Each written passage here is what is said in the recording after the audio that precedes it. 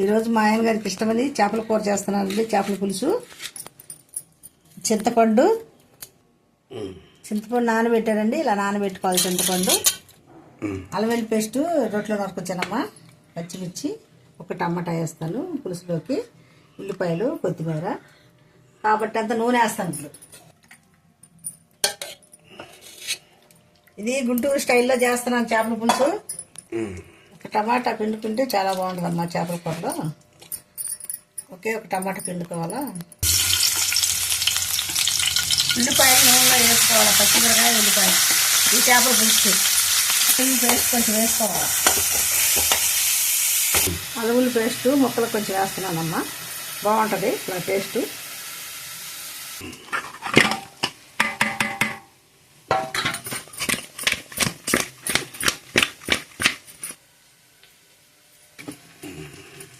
ఇలా చేసుకొని ఇలా పులుసు ఇలా పోసుకోవాలమ్మా. గిన్నెలో పోసుకొని అప్పుడు అయిన తర్వాత పోసుకుంటే అల్లం పేస్ట్ రోట్లో నూరకొచ్చాను.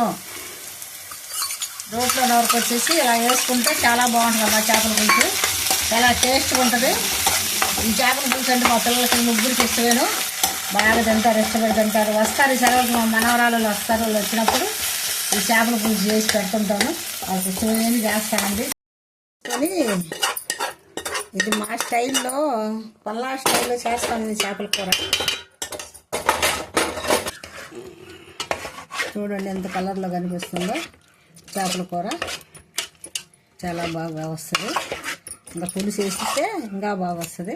కల్లుప్పు వేసుకోవాలండి. కొంచెం కల్లుప్పు వేసుకొని అందులో కొంచెం పసుపు, అంత పసుపు కూడా వేసుకోవాలండి. ముక్కల్లో వేసుకోవాలండి. చేపల కూరలో కారం ఉంటేనే బాగుంటుంది. గుంటూరు సైడ్ కారం అండి ఇది.